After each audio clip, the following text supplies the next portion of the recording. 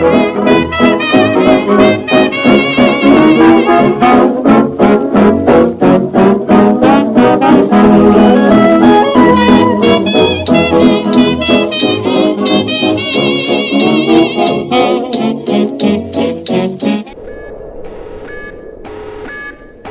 masuk ke videonya, subscribe boy.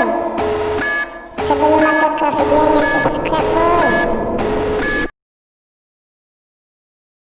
Assalamualaikum warahmatullahi wabarakatuh. Perkenalkan, nama saya Nurlali Aulia dari Pendidikan Fisika ICP. Baiklah, saya akan mempresentasikan tentang pengembangan keprofesian berkelanjutan. Pertama, pengertian pengembangan keprofesian berkelanjutan atau PKB. Pengembangan keprofesian berkelanjutan atau PKB adalah pengembangan kompetensi yang dilakukan guru sesuai kebutuhan, bertahap dan berkelanjutan sehingga dapat meningkatkan profesionalitasnya. PKB ini merupakan tuntutan Peraturan Menteri Negara Pemberdayaan Aparatur Negara dan Reformasi Birokrasi Nomor 16 Tahun 2009. Bentuk PKB meliputi unsur pengembangan diri, publikasi ilmiah, dan karya inovatif. Dengan PKB diharapkan agar terwujud guru yang profesional dan memiliki ilmu pengetahuan yang kuat dan memiliki kepribadian yang matang dan kuat dan seimbang. Komponen pengembangan keprofesian berkelanjutan bagi guru. 1. Pengembangan diri. Pengembangan diri merupakan jenis dari pengembangan keprofesian berkelanjutan guru untuk meningkatkan kompetensi dan keprofesiannya. Ada dua macam kegiatan pengembangan diri, yaitu pendidikan dan pelatihan fungsional. 2. Publikasi ilmiah. Publikasi ilmiah merupakan jenis pengembangan keprofesian berkelanjutan yang terdiri dari 3 kelompok kegiatan, yakni presentasi pada forum ilmiah, publikasi hasil penelitian atau gagasan inovatif pada bidang pendidikan formal, dan publikasi buku teks pelajaran, buku pengayaan, dan atau pedoman guru. 3. Karya inovatif. Karya inovatif terdiri dari 4 kelompok, yakni menemukan teknologi tepat guna, menemukan atau menciptakan karya seni, membuat atau memodifikasi alat pelajaran atau peraga atau praktikum, dan mengikuti pengembangan penyusunan standar pedoman soal dan sejenisnya. Tujuan PKB bagi guru. Tujuan umum pengembangan keprofesian berkelanjutan adalah untuk meningkatkan kualitas layanan pendidikan di sekolah atau madrasah dalam rangka meningkatkan mutu pendidikan. Sedangkan secara khusus, tujuan pengembangan keprofesian berkelanjutan adalah sebagai berikut. 1. Meningkatkan kompetensi guru untuk mencapai standar kompetensi yang ditetapkan dalam peraturan perundangan yang berlaku. 2. Memutakhirkan kompetensi guru untuk memenuhi kebutuhan guru dalam perkembangan ilmu pengetahuan, teknologi, dan seni untuk memfasilitasi proses pembelajaran peserta didik. 3. Meningkatkan komitmen guru dalam melaksanakan tugas pokok dan fungsinya sebagai tenaga profesional. 4. Menumbuhkan rasa cinta dan bangga sebagai penyandang profesi guru. 5. Meningkatkan citra, harkat, dan martabat profesi guru di masyarakat. 6. Menunjang pengembangan karir guru. Prinsip-prinsip pelaksanaan PKB. Dalam pelaksanaan PKB harus dapat mematuhi prinsip-prinsip sebagai berikut. 1. PKB harus fokus kepada keberhasilan peserta didik atau berbasis hasil belajar peserta didik. Oleh karena itu, PKB harus menjadi bagian integral dari tugas guru sehari-hari. 2. Setiap guru berhak mendapatkan kesempatan untuk mengembangkan diri yang perlu diimplementasikan secara teratur, sistematis, dan berkelanjutan.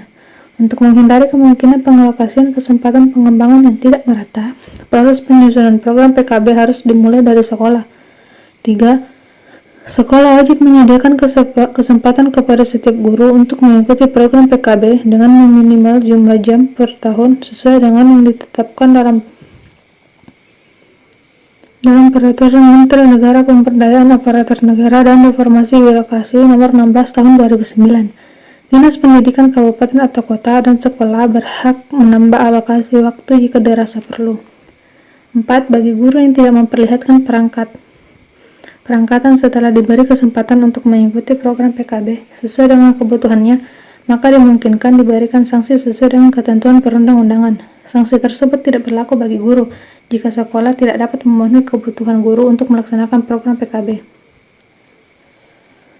5. Cakupan materi untuk kegiatan PKB harus terfokus pada pembelajaran peserta didik, kaya dengan materi akademik, proses pembelajaran, penelitian, pendidikan terkini, teknologi dan seni, serta menggunakan pekerjaan dan data peserta didik untuk meningkatkan kualitas pembelajaran. 6. Proses PKB bagi guru harus dimulai dari guru sendiri. Oleh karena itu, untuk mencapai tujuan PKB, kegiatan pengembangan harus melibatkan guru secara aktif, sehingga benar-benar tidak terjadi perubahan pada dirinya, baik dengan penguasaan materi, pemahaman konteks, keterampilan, dan lain-lain sesuai dengan tujuan peningkatan kualitas layanan pendidikan di sekolah. 7. PKB yang baik harus berkontribusi untuk mewujudkan visi, misi, dan nilai-nilai yang berlaku di sekolah dan kabupaten atau kota. Oleh karena itu, kegiatan PKB harus menjadi bagian terintegrasi dari rencana pengembangan sekolah dari kabupaten atau kota dalam melaksanakan peningkatan mutu pendidikan yang disetujui bersama antar sekolah, orang tua, peserta didik, dan masyarakat.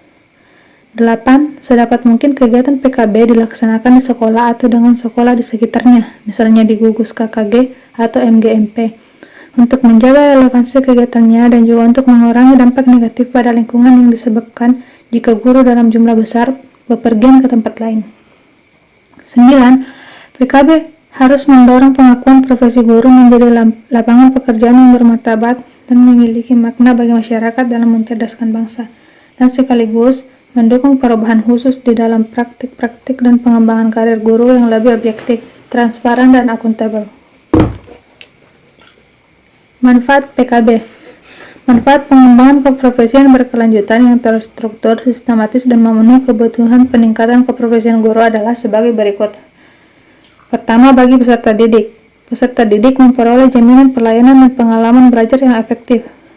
Yang kedua, bagi guru. Guru dapat memenuhi standar dan mengembangkan kompetensinya sehingga mampu menghadapi perubahan internal dan eksternal dalam memenuhi kebutuhan belajar peserta didik untuk menghadapi kehidupannya di masa datang.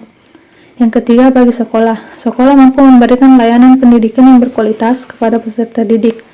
Yang keempat, bagi orang tua atau masyarakat. Orang tua atau masyarakat memperoleh jaminan bahwa anak mereka mendapat layanan pendidikan yang berkualitas dan pengalaman belajar yang efektif. Dan terakhir, bagi pemerintah. Pemerintah memberikan jaminan kepada masyarakat tentang layanan pendidikan yang berkualitas dan profesional. Sekian presentasi yang dapat saya sampaikan. Mohon maaf bila ada kekurangan. Assalamualaikum warahmatullahi wabarakatuh.